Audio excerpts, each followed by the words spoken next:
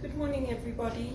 I went to church yesterday because it was my turn to read at the Mass. We don't broadcast the Saturday service from our church, so I won't be able to post it. But if I ever read for the 11:30 Mass, which is broadcast, I will share that.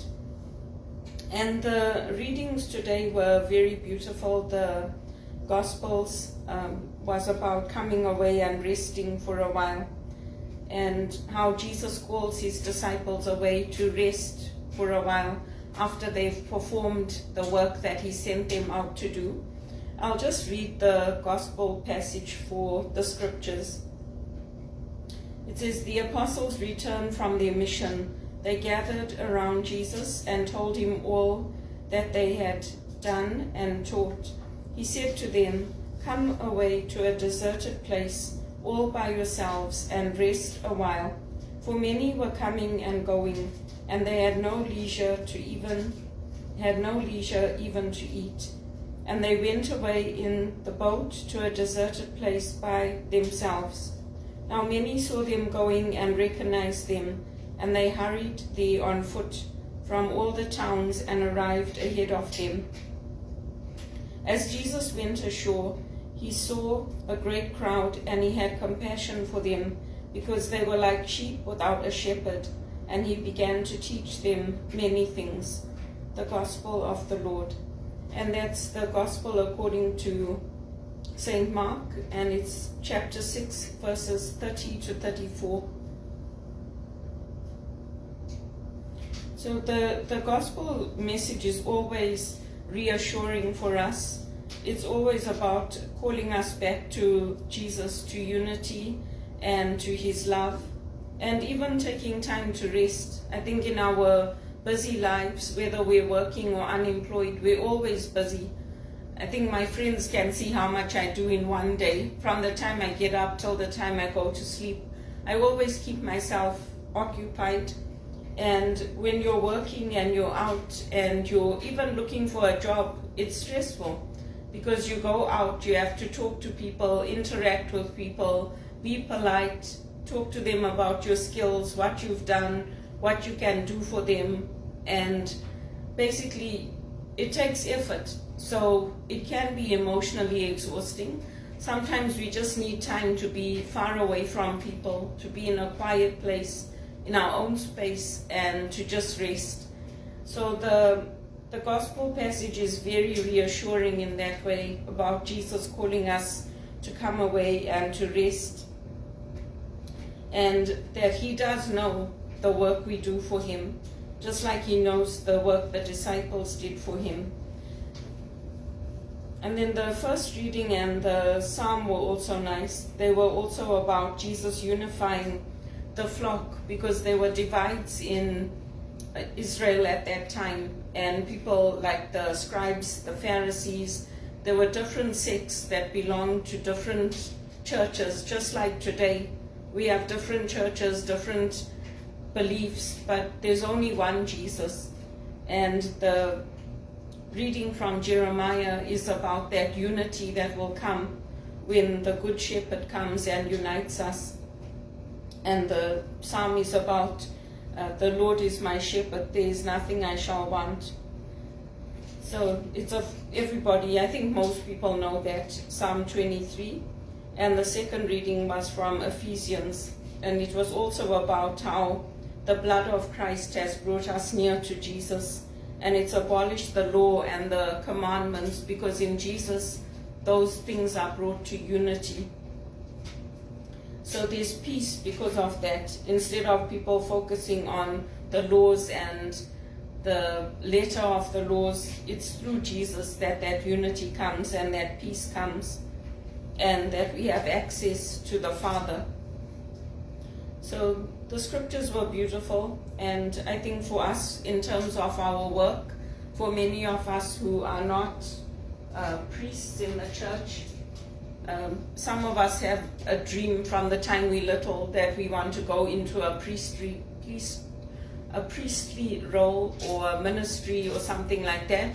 For some of us, like for me, it comes later in life. I did not anticipate becoming a spiritual director or going into that kind of a role, because I did not see myself as worthy of going into that kind of a position in the church. And I know how I am. I like to go out. I like to go to the pubs when I'm in England with my family. I like to enjoy them. I go to the beach. I'm a normal person. I did not see myself going into this spiritual direction role. But everybody that I have taken for spiritual direction, that I've helped with marriage preparation, that I've helped with end-of-life care, all of them have told me that it's a gift and that they appreciate what I've done for them in accompanying them. And also with my being an executive assistant, there's a lot of things that I did at the personal level that I did not have to do. So when it was my executives' anniversaries, or they adopted children, or they had a newborn baby in their family, I would organize gifts and I would tell the team to come because I organized something for them, and I would surprise them. And they were always moved to tears. They were always like, you didn't have to do that for us. But some people appreciate it, others don't. Others put lawyers onto you. So I was fortunate up until the time that I left that box of chocolates at Credit Suisse. All my executives liked it, including here in Canada. At TD Bank, at CIBC, at BMO, nobody had any problems with it. It was only them. They were the only ones that had a problem with me leaving a box of chocolates. So it would have been better if they had just picked up the phone and told me, hey Belinda, we don't want anything more to do with you. Please do not come to our offices. Do not turn up unannounced, and make sure that you never set foot in our premises again. That would have been better, rather than them taking legal action against me, because none of my other executives treat me that way. I can go to any of the executives I worked with. I can call them, I can see them in the street and talk to them. They will never set the police on me, and they will never set anybody to arrest me and put legal action onto me. Some of them even come and give me a hug if they see me. They're always very, very happy to see me. But you get some people like that. They think their company is the creme de la creme, but it's us who make up the company. It's the people who are there, who are doing the work, who are building the relationships with the team, with the customers. It's us, and it's what gifts and talents we bring and what values we take. And having that time to rest is important.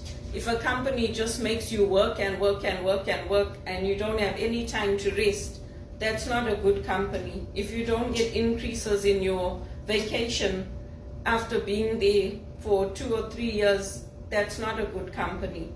If they don't value your health, and they don't value putting you in positions where your health will be protected, because that's what Jesus was doing. He was protecting the health of his disciples, because everybody was coming to them from all over, following them, wanting to know where they were, going to them for their teaching, for their healing, because of who they were, because they were ordinary people like us. They were fishermen, they were tax collectors, they were people who had jobs, and they also did their ministry. So they were not people that people could not relate to. They were not people who were lording it over others, saying, oh, I'm the VP of this company, and I'm the CEO of this company, and who do you think you are? They were not doing that to people.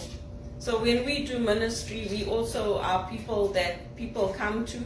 We are people who, we can be on the road and our former managers will stop us and greet us and welcome us, because they know who we were for them and what we did for them and who we are. And that's how the scripture gets integrated into daily life, in our ministry, in what we do. Retreats are time to take time away and to rest, to just be in that presence of God and not to do 100 other things, whether it's saying, okay, this time I'm going for a walk, then I'm going to knit, then I'm going to do this, I'm going to do that. It's that break away from the schedule, to just relax and to just focus on regenerating your spirit and your body. And we can all do that, whether we are married or single. We can all have those times where we are just going to relax and just rejuvenate and refresh our spirits and maybe take some time for prayer. But there's no hard and fast rule. There's no saying, oh, you have to pray 5 times a day, or you have to make sure in the morning when you get up you have to pray. There are suggestions that we put together as spiritual directors. We'll suggest passages to read. We'll suggest scriptures to read. But then it's up to the retreatant of whether they want to do that, how they want to do it. The meals are scheduled at certain times. So if you want to have your breakfast, lunch, your dinner, you come to the place where the meals are going to be. And then we have snacks available. We'll have tea and coffee, and we'll have chocolates, packets of chips, things like that available. So it's a very refreshing time. It's a time where people can come away, and that's God's message. It's the unity that Jesus brings to us in the scriptures, and it's the coming of peace through Jesus. And often he gets used to bring war, but he did say that he will also be the cause of division in families, in communities. But today's gospel was very much about Jesus the Good Shepherd and about our tables being filled with good things and our cups overflowing with the goodness of God. So they're beautiful scriptures, and they're available online if people want to read them and reflect on that. And that's what I did. And I think for me it's an important part of my work, because certainly if I work for an executive, again, as an executive assistant, I want to work with somebody who will appreciate me, who will let me take control of the calendars, do the scheduling, arrange the events, arrange the cars, build relationships with the caterers, the vendors, control the budgets for our event meetings, and be appreciative when I organize something for them. If I organize a party when they've adopted a child that they've been waiting for 3 years from China, that's the appreciation I got from my executives, because they were happy. It's very stressful when you're waiting for your adopted baby, and there's all kinds of red tape, there's all kinds of rigmarole, there's all kinds of tests the parents have to pass. It's very stressful for them. So that little bit of kindness and that little bit of appreciation that I showed them, it meant a lot to them, and the team was very surprised that I did that for my boss. So they were like, you organize? I said, yeah, I like to do these things. So I took it on and I did it because I like to do it, and that's who I am. And if people want to take it personally and use it against me, that's their problem, not mine, because they were very happy. And my boss's wife was also very happy. I asked her before I organized it. I said, do I want to do this for him? And do you think it's okay? She said, oh yes, Belinda, he'll love that. She said, I can't come, but you go ahead and you organize it and give him a surprise and he'll enjoy it. And he did. So that's who I am, and that's how I like to work. And I'm hoping that I'll get that right opportunity for me, where I am appreciated for who I am.